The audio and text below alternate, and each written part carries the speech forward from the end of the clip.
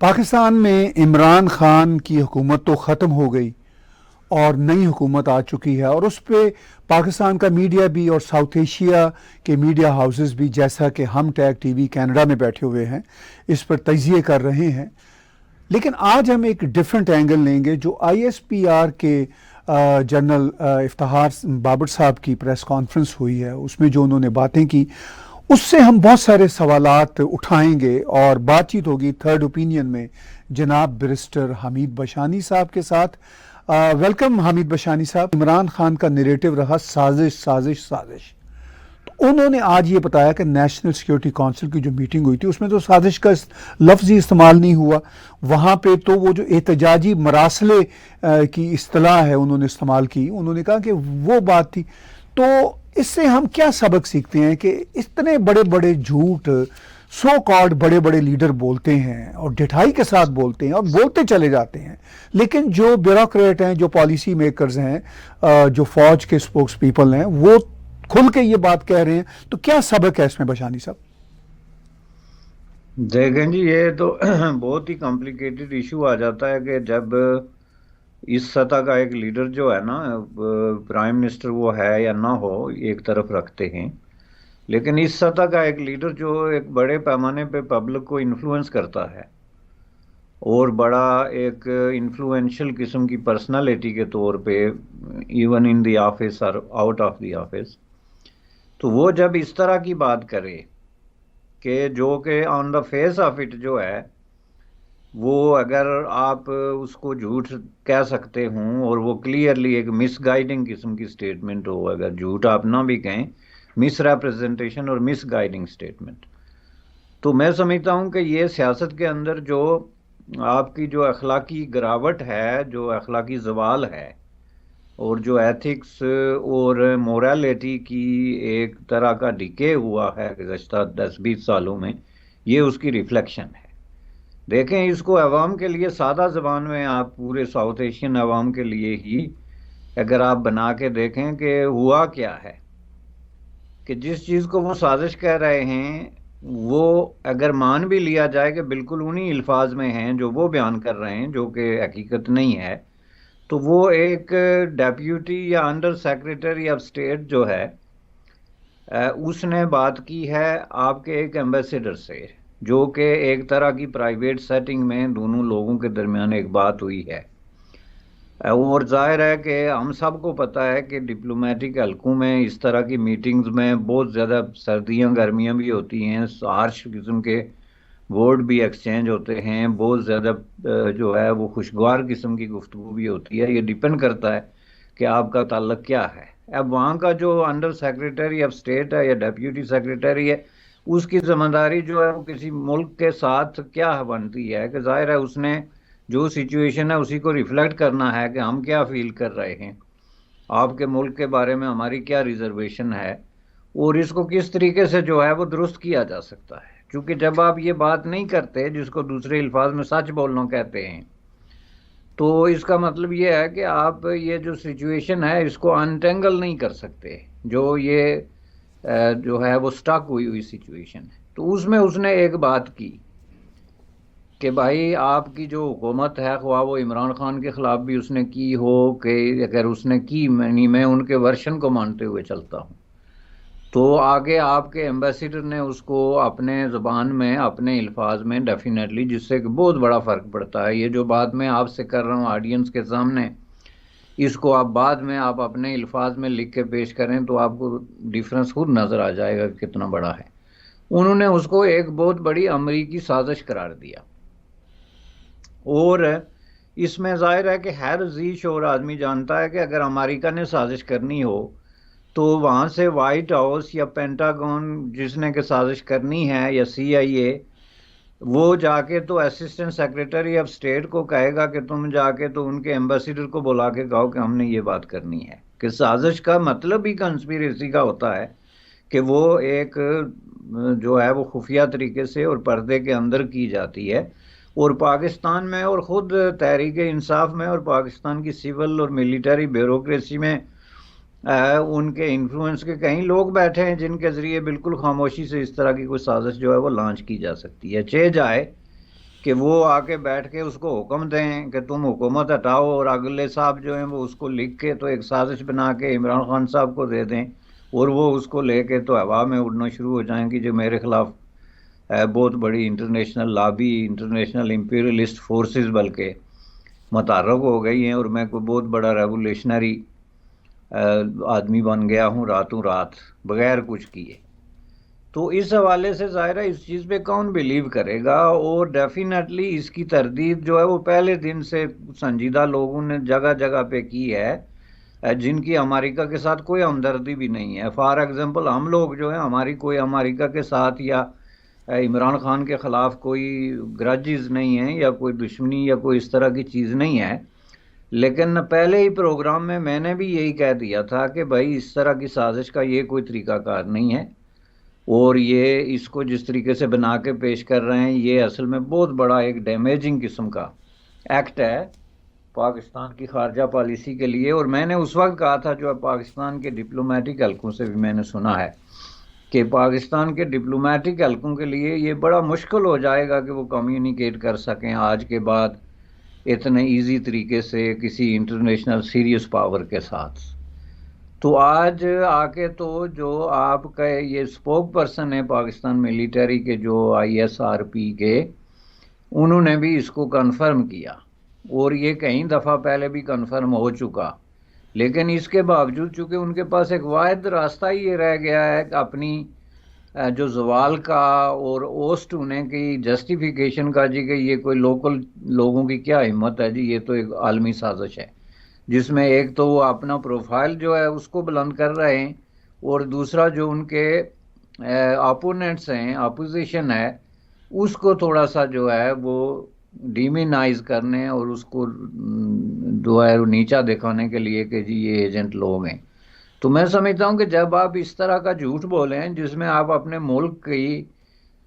जो है सर्वाइवल, बल्कि उसकी पूरी जो स्ट्रगल है अमेरिका के साथ ताल्लुकात को दुरुस्त करने की, और ये जो ज़रूरियात और सारे उनके मामलात हैं उनको एक तरफ करके तो अपनी ज़ात को इस सतह पे आप लेके जाएं, तो मैं समझता हूँ कि ये बड़ी अनफॉर्चुनेट बात है। पाकिस्तान में बशानी साहब हमेशा से फ़ौज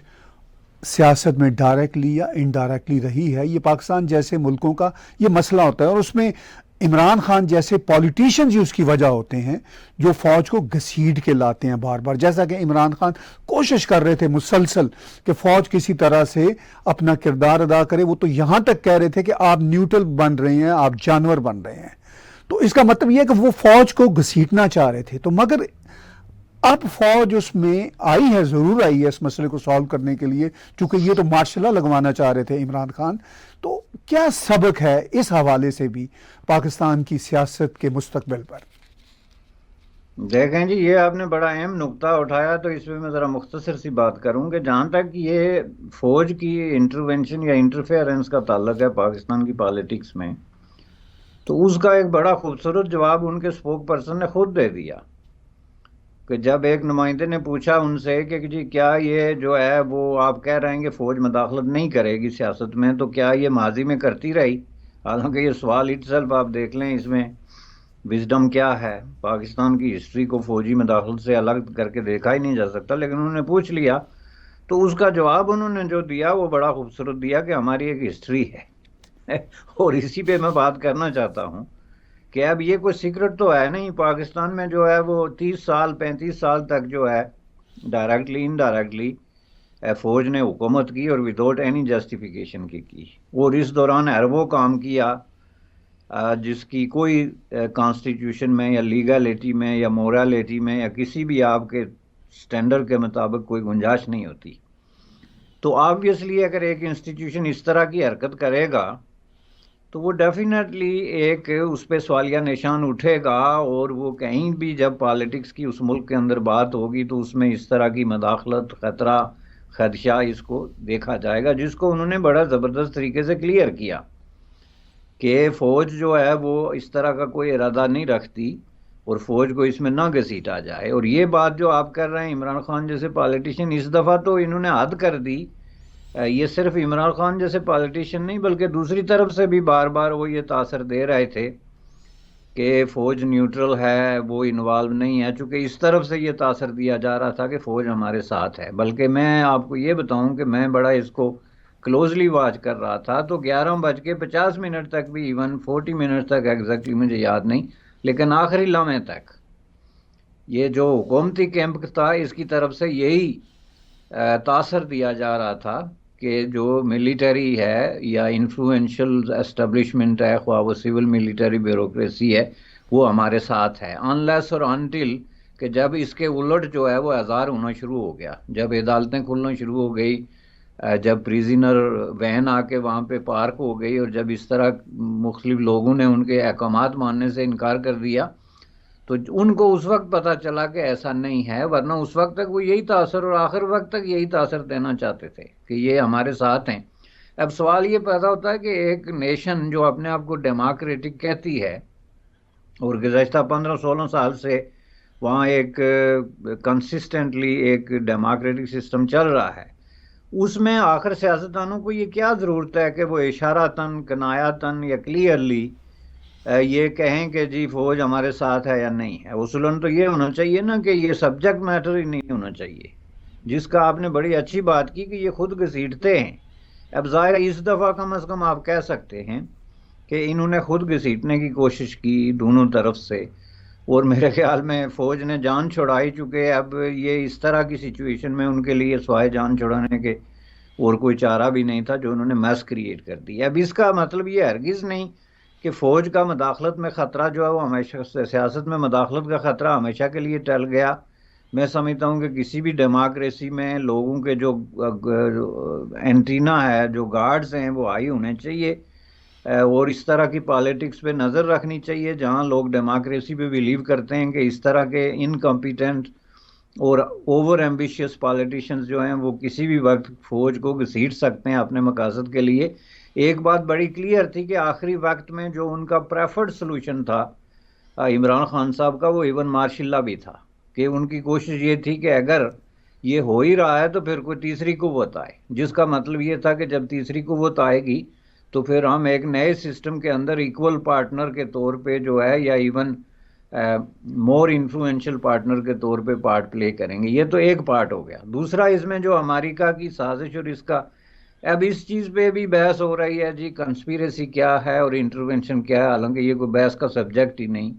ये दोनों लफ्ज़ एक दूसरे के साथ बहुत दूर का इनका आपस में ताल्लुक है, बड़े क्लियर हैं। लेकिन इस बात से कौन इनकार करता है कि अमेरिका जो है वो दुनिया के मुल्कों में मदाखलत नहीं करता। अमेरिका जो है एक सुपर पावर है जो दुनिया को प्रैक्टिकली चला रहा है, और ऐसा वो कोई पर्दे के पीछे से होकर नहीं कर रहा, बल्कि बिल्कुल सामने ऐलान करके तो वो इसको जो है वो कर रहा है। इसमें एक मिनरो डॉक्ट्राइन है, मिनरो डॉक्ट्राइन, जो 200 साल पहले उन्होंने, प्रेसिडेंट मिनरो ने ही उसको अनाउंस किया था, और उसमें उन्होंने ये कहा था कि ये जो लातिन अमेरिका और साउथ अमेरिका में स्पेनिश कॉन्टेक्स्ट में उस वक्त जो नौआबादियात के खिलाफ लड़ाई हो रही थी, कि आज के बाद यहाँ पे किसी तरह की मदाखलत किसी भी रियासत में,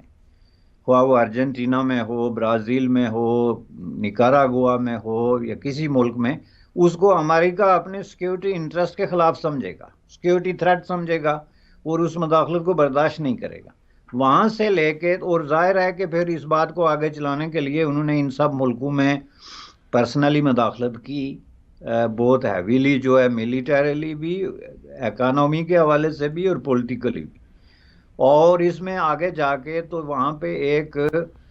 जो बहुत बड़ा स्कैंडल था 70s और 80s का, आपने पढ़ा होगा, हमारी नस्ल के लोगों को तो वो बहुत ज़्यादा याद था, कंडोर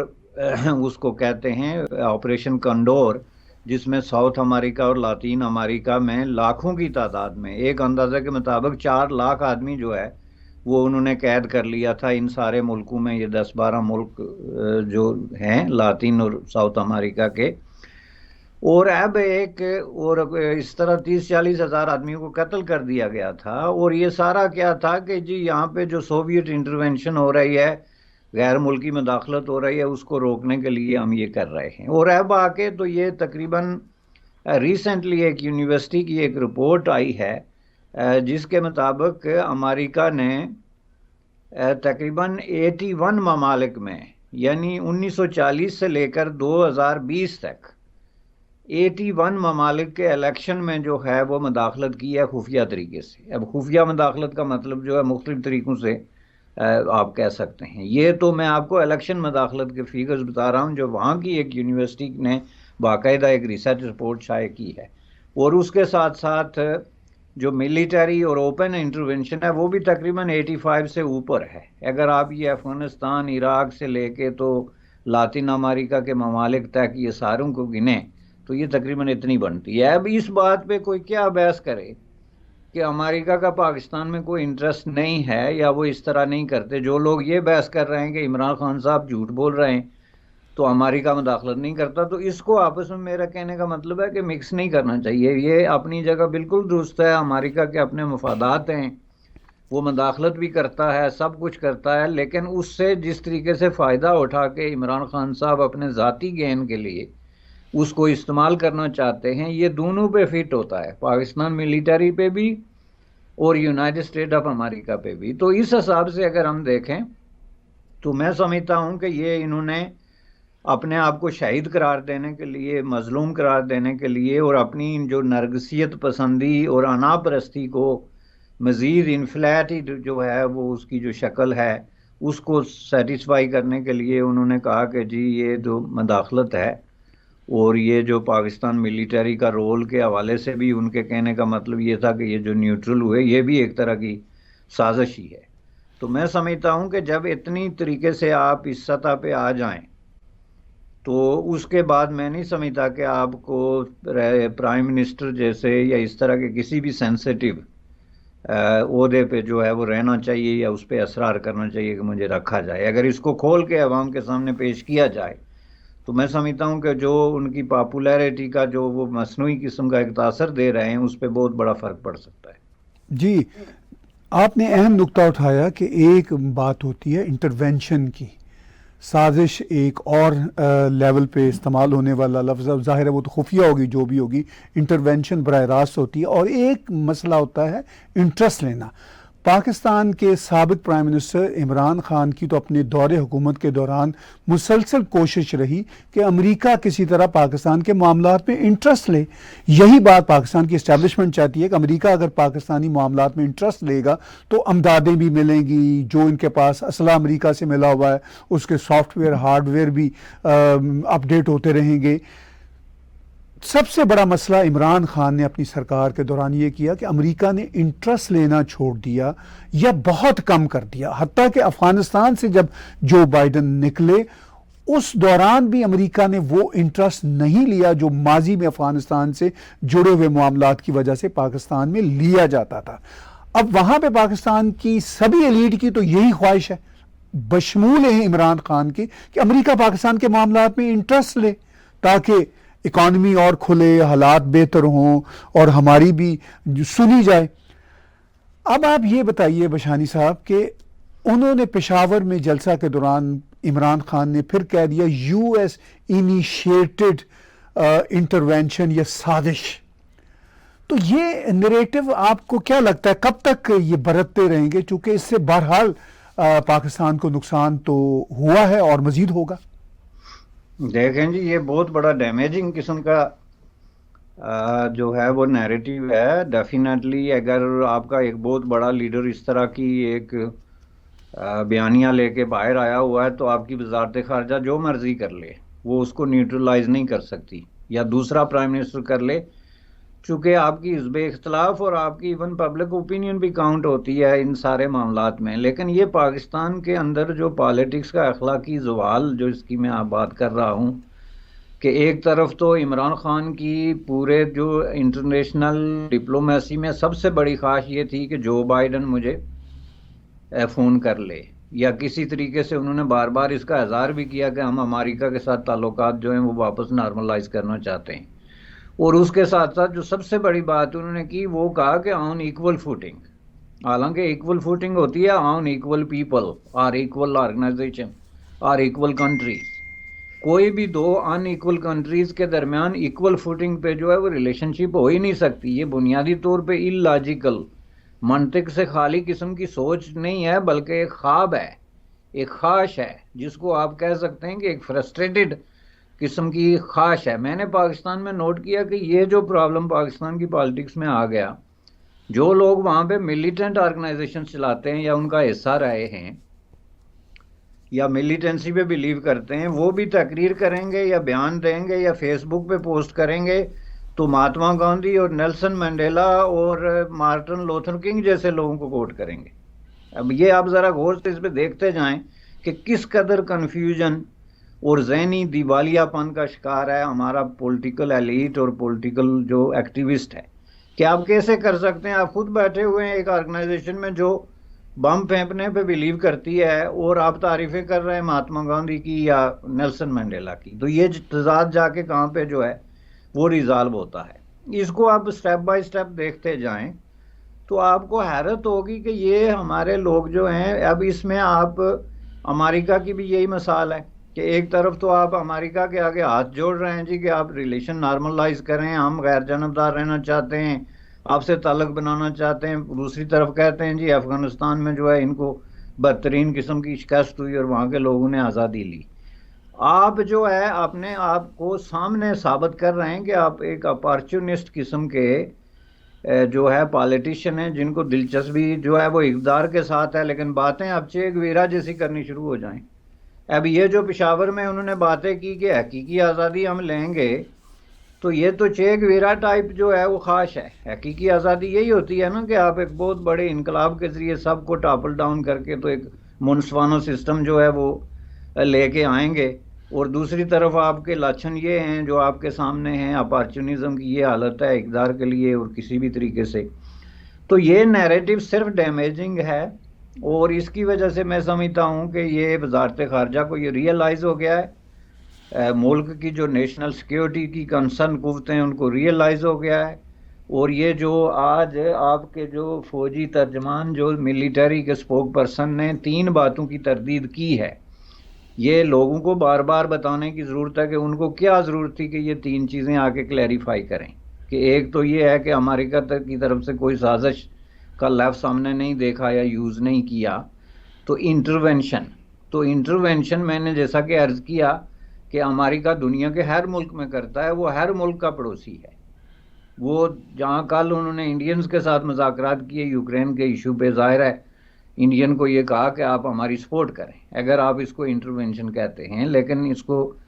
हमारे यहाँ मदाखलत का कहा जाता है कि जी उन्होंने कह दिया कि आप रूस में हमारी सपोर्ट करें तो मदाखलत हो गई, हालांकि ये इंटरनेशनल डिप्लोमेसी है, एडवोकेसी है, और आप हर मुल्क को ये हक पहुँचता है कि वो अपने काज के लिए जाके जो है वो दूसरे मुल्क को कहे। अब इस तरह आप जाके कश्मीर में जब टेररिज्म हो रहा था तो आप जाके क्लिंटन को, ओबामा को या ट्रंप को कहेंगे जी आप हमारी सपोर्ट करें, तो आगे वो इनको पढ़ जाएंगे आप हमको कोई टेररिस्ट समझते हैं कि हम आपकी वहाँ आपने टेरर लॉन्च किया हुआ है और हम आपकी सपोर्ट करें। ये भी तो इस तरह भी तो देखा जा सकता है ना, जिसको ये मदाखलत कहते हैं। तो मदाखलत ये नहीं होती जब कोई इंटरनेशनल पावर अपने मफादात के लिए आपके पास आके बैठती है, आपको ख़त लिखती है, तो वो मदाखलत नहीं है। तो इसी तरीके से आप एक तरफ तो कहते हैं कि जी हमें खुद मुख्तारी चाहिए, हम बहुत बड़े खुद मुख्तार लोग हैं।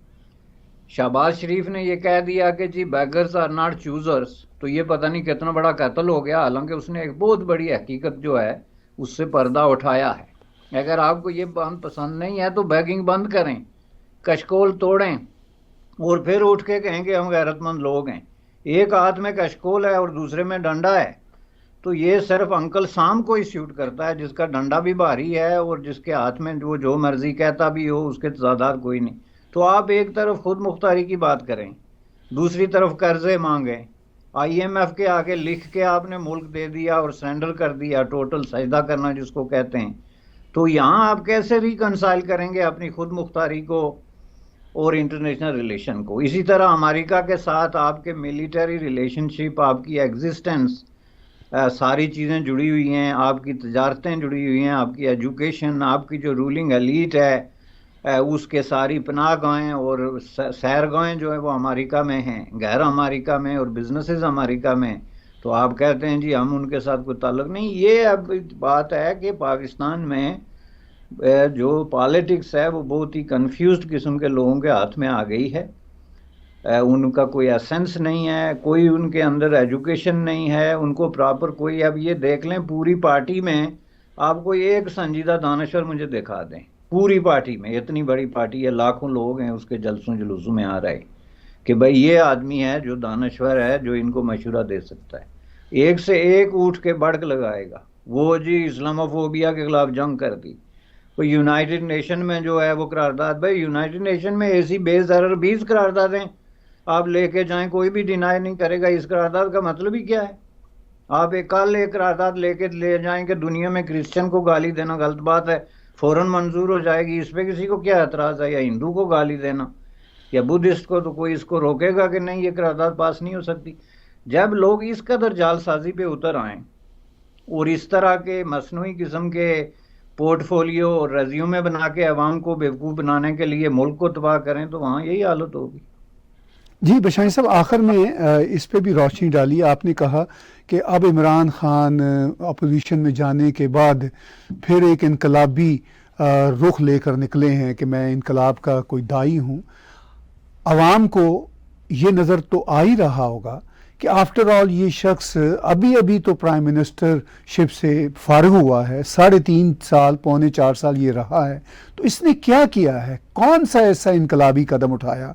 जो लोगों को समझ आ सके कि पाकिस्तान में फ्रीडम ऑफ एक्सप्रेशन इसने कर दिया, जमहूरियत को इस्टेब्लिशमेंट से जुदा कर दिया, इकॉनमी बेहतर कर दी, इसके वादे भी बहुत थे और दावे भी बहुत थे। तो क्या आपको लगता है कि लोग इस पे सोच रहे हैं, एटलीस्ट इनके हामी?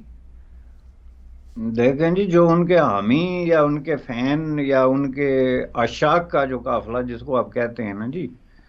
वो तो जो बात भी करते हैं वो कहते हैं बिल्कुल सही है और हम इनके साथ हैं, इसका खुले तौर पे इज़हार कर रहे हैं। और यही सबसे बड़ी एक डेंजरस किस्म की बात है, जो एक बाकायदा एक ट्रेजेडी है पॉलिटिक्स में।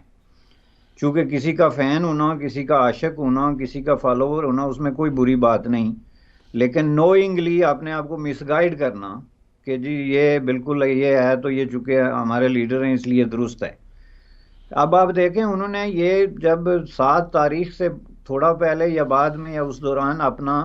कारकर्दगी पे एक तकरीर की थी, जिसमें उन्होंने बड़ी वजाहत टीवी काम से खिताब में कि मैंने क्या क्या किया, उसमें से कोई एक बात आप मुझे निकाल के दिखाएं नेट शेल में, जो कि आप लोगों के सामने पेश कर सकें जी कि ये काम इन्होंने किया, सवाए इसके कि मैं एक डैम बनाऊंगा जो 2028 में बनेगा, यानी उस वक्त आज से तकरीबन 6 साल बाद जो है, 7 साल बाद वो डैम बनेगा। ये सबसे बड़ा उनका ऐलान था और जिस पे अमल होने के चांसेस जो है वो तकरीबन 1% हैं, क्योंकि सबसे ज़्यादा कंट्रोवर्शियल डैम जो है, मुझे याद है कि जब मैं यूनिवर्सिटी में था तो एक अखबार में मैं गया एक पार्ट टाइम उसके लिए, तो उन्होंने जो मुझे टेस्ट दी, उन्होंने कहा जी अब काला डैम पे मजमून, काला बाग डैम पे मजमून लिखें। तो मुझे याद है, ये 20-25 साल पहले की बात कर रहा हूँ, कि मैंने जो मजमून लिखा था वो ये कि ये डैम नहीं बन सकता। उस वक्त सबसे ज़्यादा जो है ना ज़ियाउल हक का ज़माना था और उसका नंबर 1 मंशूर यही था कि डैम बनेगा। तो ये तो हो गए झूठ, जो उन्होंने झूठे वादे, साने ख्वाब, ये दावे, लेकिन प्रैक्टिस में जो कुछ किया वो उन्होंने मसलन फ्रीडम ऑफ एक्सप्रेशन को जिस बुरे तरीके से क्रश किया, लोगों को, जिस सहाफ़ियों को जिस तरह माशी तौर पे और समाजी तौर पे जो है जलील व ख्वार करने की कोशिश की, यानी फ्रीडम ऑफ एक्सप्रेशन पे इस कदर हमला, मैं आपको बता दूं पर्सनली जनरल ज़िया के ज़माने में भी हमने नहीं देखा। इस कदर जो कंट्रोल प्रेस पे, होसन न्यूज़पेपर पे इस तरह नहीं था। वो ज़्यादा से ज़्यादा ये देखते थे कि मार्शल लॉ का लफ्ज़ या फ़ौज के ख़िलाफ़ अगर कोई लफ्ज़ लिखा हुआ है तो उस पर नज़र रखते थे। इन्होंने तो एक पूरी आइडियालॉजी जो है वो डेवलप करने की कोशिश की, जो इनके नज़रियात को प्रोमोट करे या इनकी शख्सियत को प्रोमोट करे, जो कि फाशिज़म के बहुत करीब जाने वाली बात थी। तो इस तरह अगर लोग इनके जो इतने फ़ैन हैं, इतने आशिक हैं, इस कदर जो है वो कुर्बान होने वाले, उनको तो हर चीज़ सही नज़र आएगी, लेकिन आम आदमी के पास, उनके पास पेश करने के लिए कुछ नहीं है जनाब। मेरे पास तो अभी तक कोई इन्फॉर्मेशन नहीं कि एक नेट शेल में वो कहेंगे जी ये लें, ये देखें मैंने वो कुछ किया जो गुज़श्ता 20 सालों में किसी ने नहीं किया था, या आइंदा कोई नहीं करेगा। तो मैं समझता हूँ कि इस तरह का उनके रेज्यूमे पोर्टफोलियो में there is nothing to offer, nothing at all. बहुत आखिर में मुख्तसर अंदाज में इस पे भी तबसरा कीजिए, जो इस वक्त कोलिशन गवर्नमेंट बनी है साबका अपोजिशन पार्टियों की, उनका जो आपस में रिलेशनशिप है वो हमें कुछ मेच्योर नज़र आ रहा है। अभी अगरचे जुमा 8 दिन भी नहीं हुए, आपको क्या तवक्कात हैं आने वाले दिनों में? उनके यहाँ क्या लर्निंग प्रोसेस है, क्या उन्होंने सीखा है सारे अमल से? देखें जी, ये जो 3-4 लोग हैं टॉप ब्रास, जो हेड ऑफ द पार्टीज जो अलायंस चला रहे हैं, ये वो लोग हैं जिनके पास बहुत तवील किस्म का तजर्बा है, और ये बहुत ही गाहक और बहुत ही, जिसको पंजाबी में कहते हैं ना, माए गाए हुए लोग सियासत में।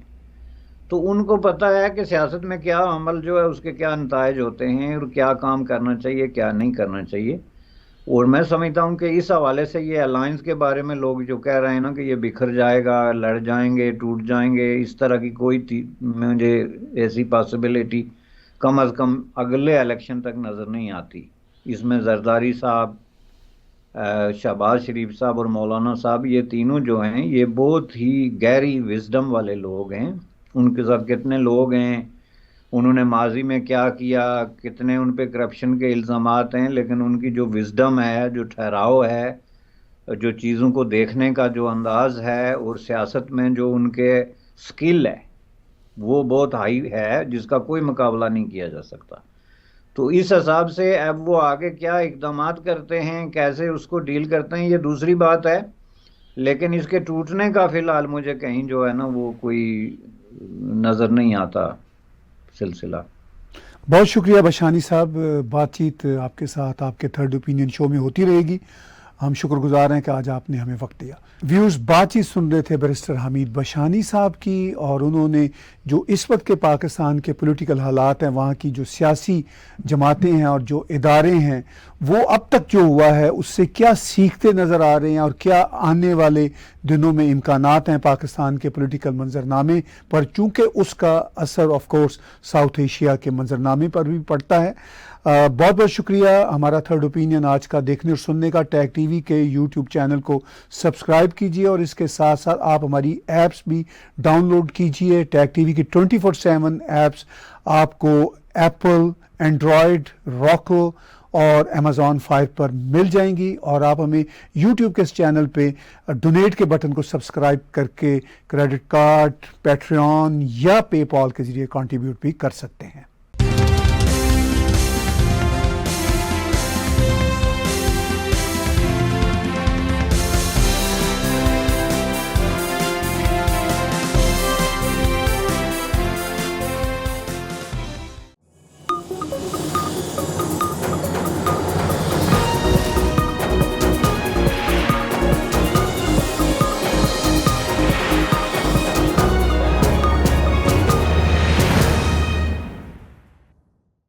Subscribe Tag TV YouTube channel and press the notification button.